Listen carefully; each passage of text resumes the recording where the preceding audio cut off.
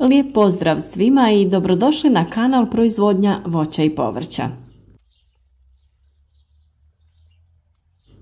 Ako ste mislili da smo obradili sve teme i probleme vezane za paradajz, varate se.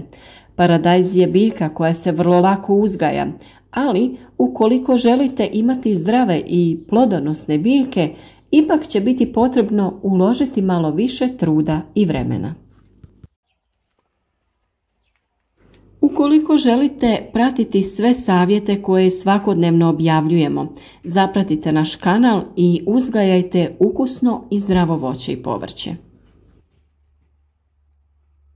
Pucanje plodova paradajza je problem kojem posvećujemo ovaj video, a javlja se nažalost svake godine.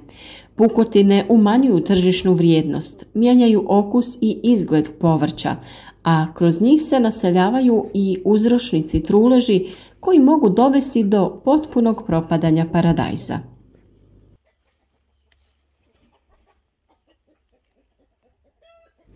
Paradajz je najčešća vrsta povrća koju uzgajamo u bašti.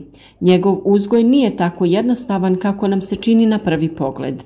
Cijeli njegov vegetacijski period prate brojna oboljenja, napadi insekata i drugi problemi. Jedna od čestih situacija koja se javlja na plodovima svake godine jeste njihovo pucanje. Na našem kanalu imate vrlo detaljne videe o uzgoju paradajza, prihrani, oblikovanju stabla, zaštiti i svemu što je neophodno da znate i učinite kako bi imali zdrave biljke, krupne i ukusne plodove.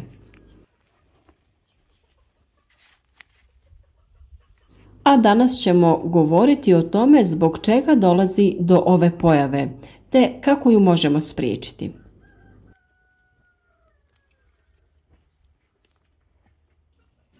Pucanje paradajza može se javiti i na zelenim, ali i na zrelim plodovima.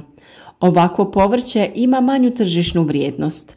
Plodovi su podložni propadanju zbog naseljavanja gljivica i bakterija koje dovode do potpunog truljenja. Pucanje može biti kružno ili zrakasto od osnove i širi se po čitavom plodu. Kod kružnih pukotina može biti obuhvaćen cijeli paradajz, a zrakaste pukotine šire se od osnove prema vrhu povrća.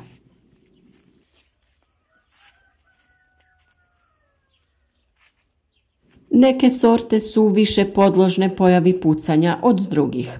Na primjer, šeri paradajz je sklon ovoj pojavi i preporučuje se da se bere prije potpunog dozrijevanja. Osim što neke sorte brže pucaju, na to također imaju utjecaj i uslovi proizvodnje i primjene agrotehničkih mjera.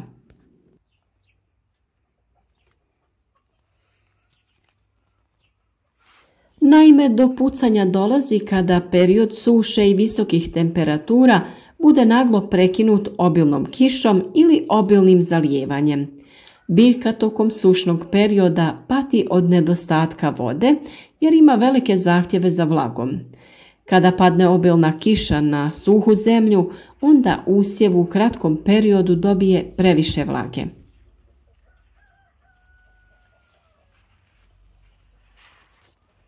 Plod u ograničenom vremenskom periodu usvaja vodu, a njegov rast, posebno površinskog sloja, ne može da isprati taj nagli priliv vode.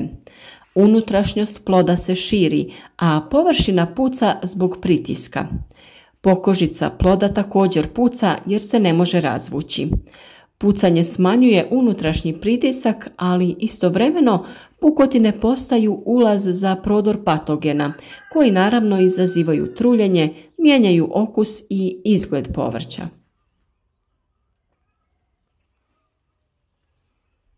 Ovakav paradajz nije koristan ukoliko ga uzgajate za prodaju, jer kupci ipak očekuju kvalitetne plodove koji mogu stajati u frižideru barem nekoliko dana, ali to ne znači da se takav paradajz ne može iskoristiti.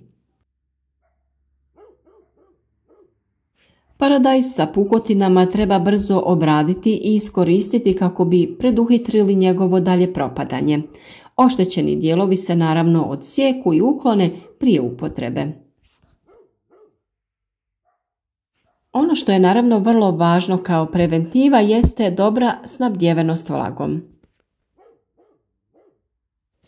Odabirom sorti i hibrida koji su otporni napraviti ćemo prvi korak u sprječavanju pojave pucanja. Veliku pažnju treba posvetiti ravnomjernom zalijevanju paradajza i snabdjevenosti zemljišta vlagom. Vremenske prilike ne možemo programirati, ali možemo imati dobar odgovor na njihove promjene.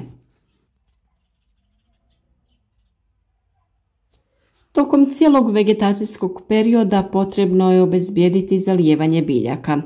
U prosjeku je po biljci potrebno od 1 do 3 litre vode u toku jedne sedmice. Trebamo uzeti u obzir ukupne padavine tokom tog perioda i vodu koju smo dodali zalijevanjem.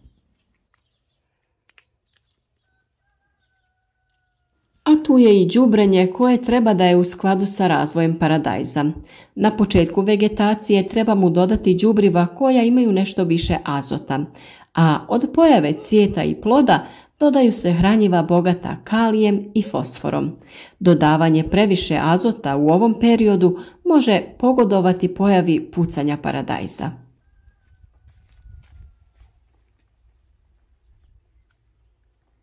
Ukoliko je trajala suša, a mi nismo mogli doći u baštu i obezbijediti redovno snabdijevanje vodom, njeno dodavanje treba da bude postepeno.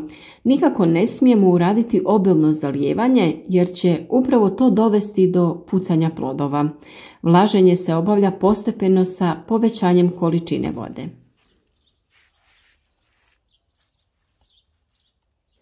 Na vremenske prilike ne možemo utjecati, ali moramo pažljivo promatrati i djelovati sukladno sa njima. Biljka za vrijeme hladnih, oblačnih i kišnih dana ima manje potrebe za vodom. Potrebno je održavati konsistenciju, to jest ujednačeno zalijevanje biljke. Ne smijemo dopustiti da tlo zasuši, pa onda biljci naglo dodati vodu. To je naime najveći uzročnik pojave pucanja plodova paradajza. Pored zalijevanja, prihrana je sljedeći bitan korak. Kalij je neophodan za jake i zdrave plodove, a fosfor za razvoj korijena koji će pravilno usvajati hranjiva iz tla. Dodavanjem kalcija biljci osiguravamo neophodne elemente za čvrste plodove bez oboljenja, truleži i sl. Naime, kada su visoke temperature, korijen jednostavno ne može iz tla usvajati sva neophodna hranjiva, pa je vrlo bitna folijarna prihrana, to jest prskanjem preko lista. O svim ovim temama imate posebne video savjete koje se nadam da ćete pregledati i primijeniti u svom vrtu. Trudimo se da vam damo kvalitetne i pravovremene savjete koji su naravno provjereni i testirani na našim biljkama kako bi uvidjeli kako i na koji način trebate reagovati.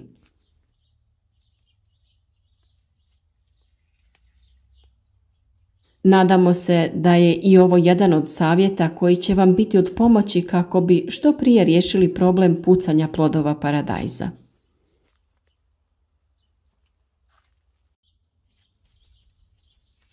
I naravno ne zaboravite, i ti plodovi su iskoristivi, te ih morate što prije pobrati i preraditi ili pak spremiti u zamrzivač kako bi ih kasnije iskoristili u neko jelo ili u pripremi zimnice.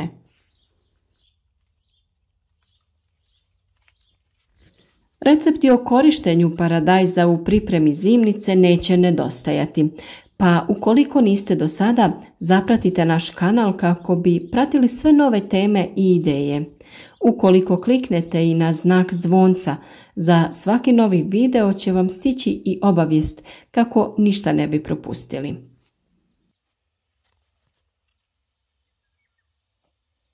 I ono što vam uvijek kažemo za kraj jeste da uživate u vrtlarenju, u plodovima koji nas ovih dana naveliko usrećuju i družite se svako jutro s nama uz novi video savjet. Vaši komentari su uvijek dobrodošli, pa neka tako bude i ovaj put. Ako nemate pitanje, dovoljno je da nam se samo javite, da znamo da ste tu uz nas. Lijep pozdrav svima i ugodan dan vam želimo.